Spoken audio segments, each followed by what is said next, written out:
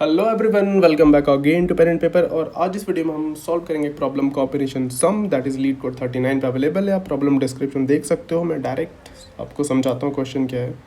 कि basically question दे रखा होगा, एक एरे दे रखा होगा 1 to 4 और एक टारगेट दे रखा होगा 4। आपको बताना है कि कितने कॉम्बिनेशन इसके पॉसिबल हैं जिसका सम हमारा क्या होगा 4। बेसिकली कितने सब सिक्वेंस जिसका सम 4 होगा। बट यहाँ कैच है, एग्जैक्टली सब सिक्वेंस नहीं है यहाँ पे एक नंबर को आप बार बार यूज़ कर सकते हो, एक नंबर को बार बार यूज़ कर सकते हो। तो सब सीक्वेंस वाला प्रॉब्लम हम कैसे करते थे? पिक नॉट पिक का लॉजिक क्या थे? सबको या तो पिक करते थे, नहीं पिक करते थे, या तो पिक करते थे। ऐसे करते करते अगर मैं सारे नंबर पे पिक नॉट पिक का लॉजिक लगा दिया, फिर उसका सम निकाल लेता था, देखता था अगर 4 के इक्वल है तो उसको इस आंसर को मैं स्टोर करा लेता था। बट इसमें कैच क्या है कि मुझे एक नंबर को बार बार पिक कर सकते हैं। सो बेसिकली लेट्स से पहला एग्जांपल लेता हूँ। मैंने इसको पिक नहीं किया, इसको पिक नहीं किया, इसको पिक कर लिया, फिर भी मेरा सम 4 आ जाएगा। मैंने इसको पिक नहीं किया बट इसको मैं 2 बार पिक कर लिया, फिर भी मेरा, और 4 को पिक नहीं किया, इस केस में मेरा आंसर क्या हो जाएगा? 4 आ जाएगा। मैंने क्या किया, 1 को 4 टाइम्स पिक कर लिया, 2 को नहीं पिक किया, 4 को नहीं पिक किया, फिर भी मेरा आंसर क्या आ जाएगा? 4 आ जाएगा। सिंपल सब सिक्वेंस प्रॉब्लम ही है, एग्जैक्टली सेम ही प्रॉब्लम है सब सिक्वेंस, बट एक ही नंबर का बार बार पिक करा जा सकता है। तो हम क्या करेंगे, इंपॉर्टेंट ध्यान रखना, हर नंबर पे पिक नॉट पिक का लॉजिक लगना चाहिए। ये मैं बोल रहा हूँ, अभी आपको इसका इंपॉर्टेंस समझ में आएगा। हर एक नंबर पे पिक नॉट पिक का लॉजिक लगना चाहिए। या आप उसको 4 बार पिक करो या फिर 10 बार पिक करो, बट बाकियों को नॉट पिक भी करना है, ठीक है। सो बेसिकली जब हम हमारा रिकर्जन ट्री बनाए, जब भी बोले कि रिकर्जन प्रॉब्लम हमेशा ट्री बनाने का ट्राई करो। जब मैं फंक्शन i0 पे कॉल करूँगा तो या तो 0 को पिक करूँगा या फिर नहीं पिक करूँगा, या फिर उसको 4 बार पिक करूँगा, 10 बार पिक करूँगा, यही होगा ना। बट पिक नॉट पिक तो करना है मुझे, तो मैं t1 को पिक कर सकता हूँ और t1 को पिक नहीं कर सकता हूँ। जब मैंने 1 को पिक कर लिया, उसके बाद फिर से मेरे पास ऑप्शन है कि मैं t1 को पिक करूँ और t1 को पिक ना करूँ। फिर से मेरे पास ऑप्शन है, या तो मैं t1 को पिक करूँ या फिर पिक करूँ और ऐसे पिक करता रहूँ, या फिर ना पिक करूँ, ना पिक करूँ, ना पिक करूँ, ये तो चलता ही रहेगा, ठीक है। बट जब मैंने नहीं पिक किया तो मेरे पास क्या क्या ऑप्शन है? या तो मैं 2 को पिक कर सकता हूँ या तो 2 को पिक नहीं कर सकता हूँ। अब ये 2 वाला क्या बोलेगा? देखो भाई, मैं तो फिर से खुद को पिक कर सकता हूँ और या तो खुद को पिक नहीं कर सकता हूँ। हर एक नंबर के पास है कि या तो खुद को पिक करेगा या फिर नहीं पिक करेगा। सिमिलरली जब मैंने 2 को पिक नहीं किया तो मैं 4 को पिक कर सकता हूँ और 4 को पिक नहीं कर सकता हूँ, ठीक है। अब जब मैंने 4 को नहीं पिक किया तो मेरे पास कुछ बचा ही नहीं, ये मेरा बेस लीफ नोड हो जाएगा। इसके बाद जब रिकर्जन कॉल होगा तो i इज इक्वल टू क्या हो जाएगा? n हो जाएगा, दैट इज़ लीफ नोड। और इसके बाद कोई नंबर है ही नहीं जहाँ से मैं पिक नॉट पिक का लॉजिक लगा सकूँ। तो हमेशा i n पहुँच गया, इसका मतलब मैं एक ऐसे पॉइंट पे पहुँच गया जहाँ मैंने सारे नंबर को पिक नॉट पिक का लॉजिक लगा दिया, ठीक है। अगर मैं यहाँ पे पहुँच जाता हूँ, यहाँ पे पहुँचता हूँ और मैं सम भी कैलकुलेट करता हूँ, यहाँ पे कब पहुँचा? मैंने 1 को पिक नहीं किया, 2 को पिक नहीं किया, 4 को पिक नहीं किया, तो सम मेरा यहाँ पे 0 होगा, राइट? यही होगा ना। इसके बगल वाले पे देख लेते हैं। यहाँ मैंने पिक नहीं किया बट इस 4 को पिक कर लिया, तो यहाँ पे मेरा आंसर क्या होगा? 4। तो हाँ जी, ये मेरा आंसर मिलेगा।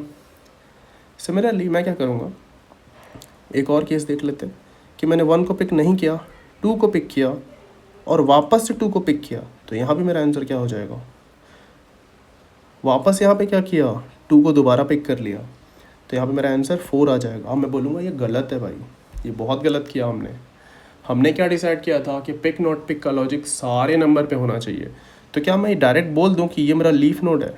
क्या मैं बोल दूँ मेरा सम 4 आ गया तो मेरा लीफ नोड है? नहीं, ये मैं नहीं बोलूँगा। मैं क्या बोलूँगा, ठीक है आपने 2 को पिक किया, फिर से 2 को पिक किया, बट आप एक काम करो, 4 को पिक मत करो। यहाँ पे जो सम आएगा ना वो 4 आएगा, तब मैं बोलूँगा ये मेरा लीफ नोड है। ये मेरा लीफ नोड नहीं है। जिसको ये बात समझ में आ जाए ना जो मैं बोल रहा हूँ, क्यों बोल रहा हूँ, लिखना कमेंट में कि मुझे समझ में आया। मैं यहाँ पे क्यों नहीं बोल रहा कि ये मेरा लीफ नोड है, बता ही देता हूँ चलो। क्योंकि यहाँ पे मैंने सिर्फ 1 और 2 का काम किया है। 1 और 2 को पिक नॉट पिक का लॉजिक लगा के यहाँ तक पहुँचा हूँ। 4 पे पिक नॉट पिक का लॉजिक नहीं लगाया हूँ, तो मैं क्या करूँगा, मैं बोलूँगा ठीक है अब 4 को पिक मत करो। अब लीफ नोड हो गया, यहाँ भी मेरा सम कितना आ जाएगा, 4 ही आ जाएगा। सिमिलरली मैं क्या कर सकता हूँ, 1 को पिक कर लूँ, 1 को पिक कर लूँ, 1 को पिक कर लूँ, 1 को पिक कर लूँ, तो यहाँ पे मेरा आंसर क्या आ जाएगा, 4। क्या ये लीफ नोड है? जी नहीं, यहाँ मेरा ये लीफ नोड नहीं है, यहाँ बेस के हैंडल नहीं करना है। उसके बाद मैं क्या बोलूँगा, पिक किया पिक किया पिक किया पिक किया, ठीक है। अब 1 को पिक मत करो, फिर क्या करो, 2 को पिक मत करो, फिर क्या करो, 4 को भी पिक मत करो। ये मेरा क्या होगा, ये मेरा लीफ नोड होगा इसके लिए। यहाँ पे सम हमारा 4 होगा। मैंने 1 को 4 बार पिक किया और बाकी सबको पिक नहीं किया, तो मुझे पिक नॉट पिक का लॉजिक हर नंबर पे लगाना है, तभी मैं बोलूँगा कि मेरा आंसर मिला। ठीक है, हर बार मेरा आई इज इक्वल टू क्या होगा, एन होना ही चाहिए, क्योंकि सिंपल रूल था सब सीक्वेंस में कि हर एक एलिमेंट पे पिक नॉट पिक का लॉजिक लगना चाहिए। बहुत इंपॉर्टेंट है, समझो इसको, ठीक है। अब इसका हम क्या करते हैं, सूडो कोड लिखते हैं फटाक से। तो बेसिकली फंक्शन आई होगा, सबसे पहले आई पे कॉल करेंगे और हमारा नंबर होगा, एक सम वेरिएबल बना लेते हैं और एक टेम्परेरी वेरिएबल बना लेंगे, ठीक है, काम का चीज़ें हमारे।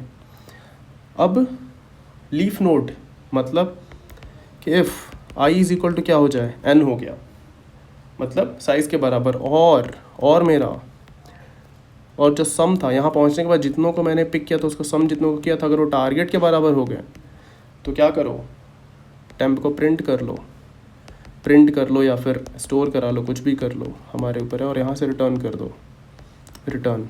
बट इफ़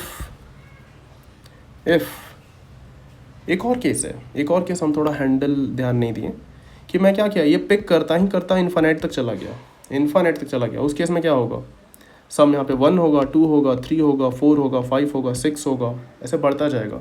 बट टारगेट से बड़ा हो जाए सम, तो मुझे उसके बाद फर्दर रिकर्जन कॉल करने का ज़रूरत नहीं है। तो जब भी हमारा सम जो है वो ग्रेटर देन टारगेट हो जाए,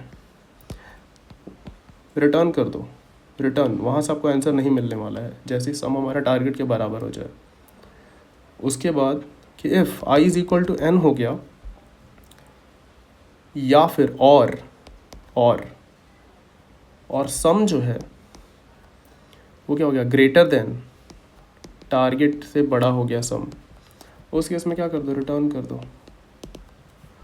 एक तो देखो आई हमारा एन के बराबर हुआ और मुझे टारगेट मिल गया, तो यहाँ तो मेरा आंसर ही मिलेगा। दूसरा, आई इज इक्वल टू एन हो जाए, यहाँ पे आ गया कोड, इसका मतलब क्या कि ये कंडीशन फॉल्स हुआ कि आई एन तो हुआ, या तो आई एन नहीं हुआ, या फिर अगर एन हो गया तो सम टारगेट के बराबर नहीं था, तो फिर फर्दर रिकर्जन कॉल करने का ज़रूरत नहीं है। या फिर सम ही टारगेट के बराबर हो गया तो उसके बाद रिकर्जन कॉल करने की ज़रूरत नहीं है, राइट।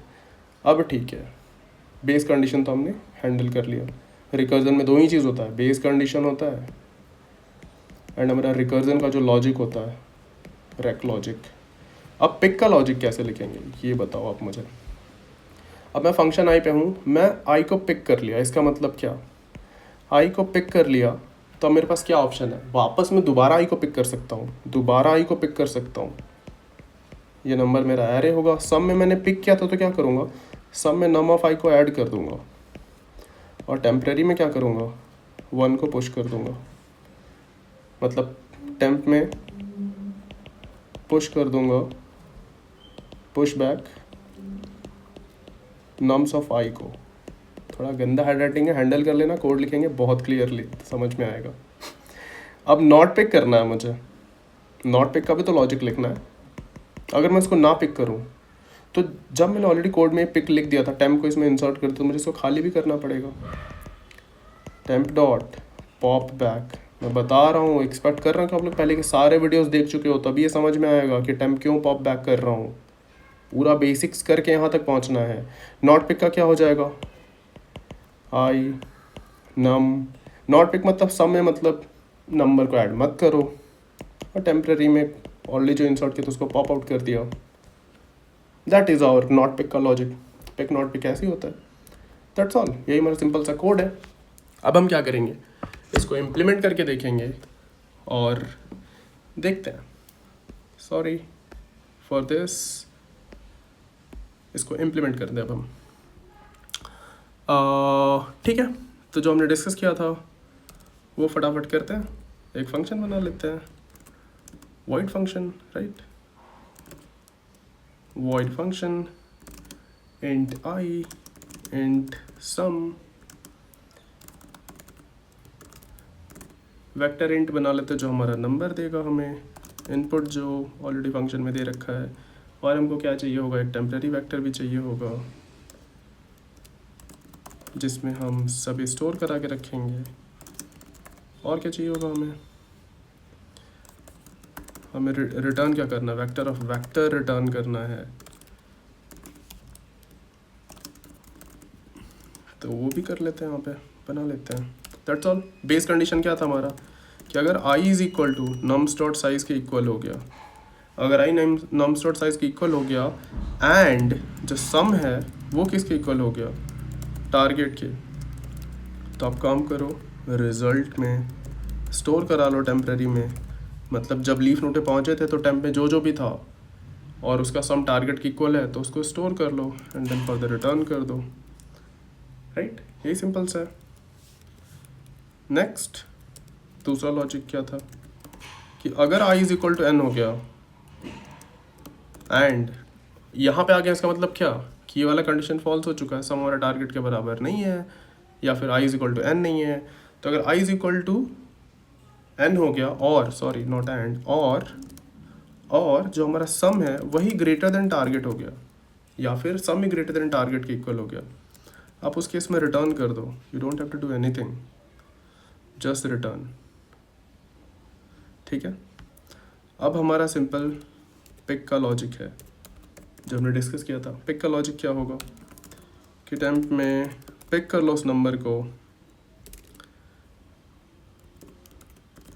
टेम्प में पुश बैक कर दो नम्स ऑफ आई को, उसके बाद क्या करेंगे, नम्स ऑफ आई को पिक करने के बाद वापस फंक्शन कॉल कर देंगे किस पे, पिक किया तो वापस दोबारा उस नंबर को पिक कर सकता हूँ, इम्पॉर्टेंट है। और सब में क्या स्टोर कर लेंगे, नम्स आई को ऐड कर लेते हैं, बाकी सब तो इनपुट ही है जो दे रखा है, टेम्प रिजल्ट। अब नॉट पिक का लॉजिक भी लगाना है हमें, राइट, नॉट पिक का भी लॉजिक लगाना है। तो नॉट पिक का लॉजिक क्या होगा, फंक्शन आई को हमने पिक नहीं किया तो नेक्स्ट नंबर पे चले जाओ और सब में आई को ऐड मत करो, नम्स टेम्प रिजल्ट। यहाँ कुछ तो मिसिंग है, कुछ तो मिस कर रहे हैं हम लोग, क्या समझ पाए आप लोग क्या मिस कर रहे हैं। ऑब्वियसली जो टेम्प पे हमने पुश किया था हम बोले कि उसको पिक नहीं कर रहे हैं, तो जब जिसमें पिक नहीं कर रहा हूँ उसमें वो टेम्प में वो नंबर भी तो स्टोर नहीं होना चाहिए ना। तो इस नॉट पिक से पहले मुझे क्या करना पड़ेगा, टेम्प को पॉप बैक करना पड़ेगा जो मैंने उसमें इंसर्ट कर दिया। इम्पॉर्टेंट है भाई लोग, पुराने वीडियोस देख के यहाँ पे आने का बहुत ज़रूरी है, बहुत इजीली समझ में आएगा फिर आप लोगों को। दैट्स ऑल, यही हमने सूडो कोड में देखा था और ये हमारा कोड है। अब इसको बेसिकली बस कॉल करना बचा हुआ है हमारे मेथड से, और ये बहुत इम्पॉर्टेंट क्वेश्चन है समझने के लिए भी, इंटरव्यू पॉइंट ऑफ व्यू के लिए भी, हर एक चीज़ के लिए। रिजल्ट एक टेम्पररी वेक्टर भी हमें बनाना पड़ेगा एंड फंक्शन इनिशियली 0 इंडेक्स से स्टार्ट करेंगे, सम हमारा इनिशियली 0 होगा, नम्स पास कर देते हैं, देन हमारे पास टारगेट होगा, टारगेट के बाद हमारा टेम्प एंड रिजल्ट। हमने टारगेट तो ऊपर दिया ही नहीं है, नम्स के बाद टारगेट भी देना पड़ेगा, पता कैसे चलेगा उसको कि टारगेट के इक्वल है कि नहीं है। और जो हम फंक्शन कॉल कर रहे हैं नम्स के बाद हमें वापस से टारगेट देना पड़ेगा। ठीक है, दैट्स ऑल आई थिंक। इसको अब रिटर्न कर देते हैं हम, रिजल्ट को रन करके देखते हैं कि क्या काम करता है। ओके, ये क्या कर दिया हमने, कोड गलत है हमारा, n लिखा हुआ है, n नहीं भैया, नम्स डॉट साइज होगा, नम्स डॉट साइज, n नाम का कोई चिड़िया नहीं है यहाँ पे। सो होपफुली अब ये काम करना चाहिए, देखते हैं। अगर आप लोग कुछ मिस्टेक ढूंढ पाए तो अच्छी बात है। ये क्या बोल रहा है, आर्गुमेंट है 5, ओके, एक्सपेक्टेड 6 और हमने सिर्फ और सिर्फ 5 ही आर्गुमेंट दिया है। यहाँ पे भी तो टारगेट को कॉल करना पड़ेगा। और देखो मुझे एक और मिस्टेक दिख गया, यहाँ पे कैंडिडेट है और यहाँ पे हमने नम्स पास कर रखा है, तो इसको कैंडिडेट करना पड़ेगा ना। नहीं भाई, इसको ही नम्स कर देते हैं। लेट्स सी कि अब ये कोड हमारा काम करता है। फिर हमने स्टिल मिस्टेक किया, नहीं ये रन कर गया। अब इसको हम सबमिट करके देखते हैं। Let's see. सो आप परफेक्ट 100% फास्ट दिखा रहे हैं, कभी से मत जाना। और ये क्वेश्चन बहुत इंपॉर्टेंट था। जितना हमने रिकर्जन कर रखा है ना, अगर आपने उसको सही से किया होगा, आपको ये क्वेश्चन बहुत अच्छे से समझ में आया होगा। एंड या इसके बेसिस पे आप बहुत सारे क्वेश्चन सॉल्व कर पाओगे। अगर आप लीड कोड पे हो ऑलरेडी, तो आप इस प्रॉब्लम के डिस्क्रिप्शन के नीचे जाओगे ना, तो यहाँ सिमिलर क्वेश्चंस पड़े हुए हैं। इन सिमिलर क्वेश्चंस को आप ट्राई कर सकते हो। ये जैसे क्या था हमारा क्वेश्चन, कॉम्बिनेशन सम। तो जो सिमिलर क्वेश्चंस होते हैं ना, इन्हीं के सिमिलर कुछ सिमिलर होता है, थोड़ा थोड़ा लॉजिक चेंज होते हैं। तो आप इन सारे क्वेश्चंस को प्रैक्टिस करो। जो लॉक है उनको छोड़ दो, जो अनलॉक है उनको करो। लाइक जैसे कॉम्बिनेशन सम 2 है, कॉम्बिनेशन सम 3 है, ये सब आप ट्राई कर सकते हो। करोगे, इम्प्रूव करोगे, ऐसे ही सीखोगे। क्वेश्चन बेसिक पढ़ो और पढ़ने के बाद उसका यूज़ करके क्वेश्चन सॉल्व करो। आप जितना प्रैक्टिस करोगे आपके लिए उतना ही अच्छा है, आपके अंडरस्टैंडिंग के लिए, आपके इंटरव्यू पॉइंट ऑफ व्यू के लिए। सो जो बोल रहा हूँ फॉलो करो, ट्रस्ट करो। जो बंदा आपको बता रहा है वो कुछ करा हुआ है। So just enjoy and yeah hope आप लोग कुछ सीख रहे हो। And if you are learning and understanding और getting anything from this video ना, लाइक करो, सब्सक्राइब करो और मिलो मेरे से अगले वीडियो में एक नए प्रॉब्लम के साथ रिकर्जन के। सी यू, बाय बाय।